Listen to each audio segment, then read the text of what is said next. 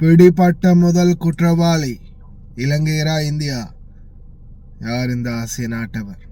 முதல் மரண தண்டனைக்குரிய குற்றவாளி. அஸ்ஸலாமு அலைக்கும் வரஹ்மத்துல்லாஹி வபரகாத்துஹு. அன்பார்ந்த அனைத்து உறவுகளுக்கும் இனிய மதிய வணக்கம். தற்போது முதல் சட்டம் குவைத்துடைய மரண தண்டனைக்கான சட்டம் அமலாக்கப்பட்டதற்கு பிறகு முதலாக ஒரு ஆசிய நாட்டவர் பிடிபட்டிருக்கிறாரு.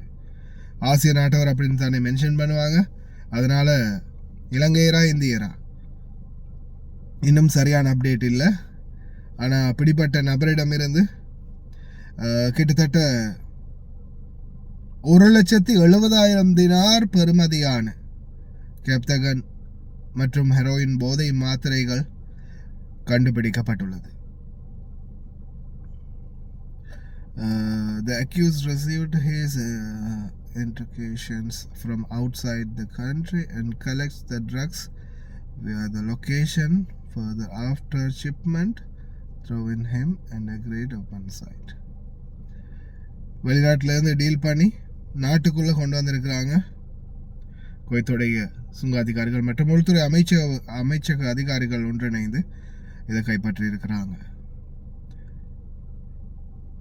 அப்ராக்சிமேட்டாக 1,70,000 தினார் அப்படின்னு சொல்கிறாங்க. எப்படியுமே மரண தண்டனை கைதியாக ஆக்கப்படுகின்றார் முதல் குற்றவாளி ஆசிய நாட்டவர். முதலாவது குற்றவாளி ஆசிய நாட்டவர் தான் பிடிபட்டிருக்கிறார். இலங்கையராக இருக்கலாம், இந்தியராக இருக்கலாம். ஆசிய நாட்டை சார்ந்த இந்த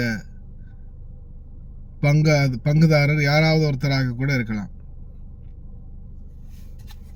போன வாட்டி கள்ளச்சாராயம் காய்ச்சின ஒரு கும்பலை பற்றி வீடியோ போடும்போது வெக்கமே இல்லாமல் சில சோஷியல் மீடியா அந்த ஐயா போயிட்டாரு, நாட்டுக்கு போய்த்தாரு, அவருக்கு மரண தண்டனை இல்லை, நாட்டுக்கு போய்த்தாரு. ஏன்னா கள்ளச்சாராயம் காய்ச்சின அந்த உயிரிழந்தவங்களுக்காக 7 பேருக்கு மரண தண்டனை அறிவிச்சாங்க. அதில் இலங்கையை சேர்ந்த ஒரு பெண்ணும் ஒரு ஆணும் பிடிப்பட்டாங்க.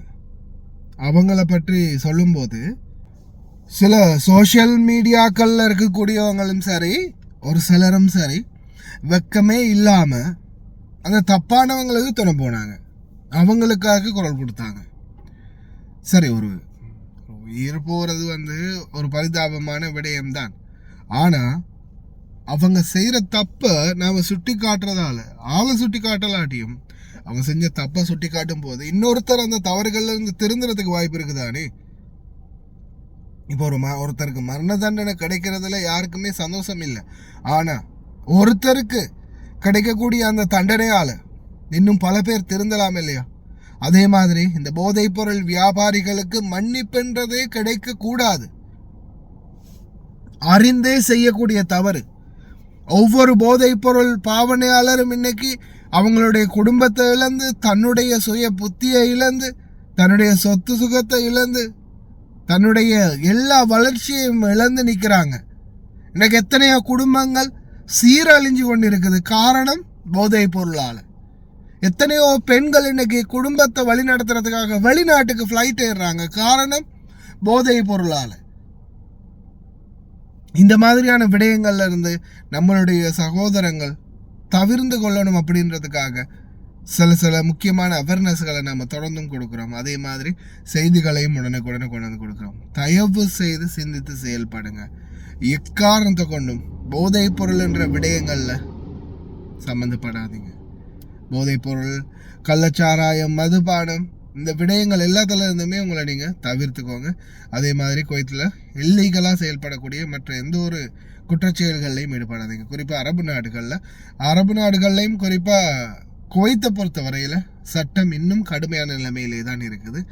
மற்ற நாடுகளில் சரி ஒரு அளவுக்கு மதுபானமே விற்கக்கூடிய நிலைக்கு வந்திருந்தாலும் குவைத் இன்னும் அவங்களுடைய ஸ்ட்ரிக்டான ரூல்ஸை இன்னும் ஃபாலோ பண்ணிகிட்டே தான் இருக்கிறாங்க.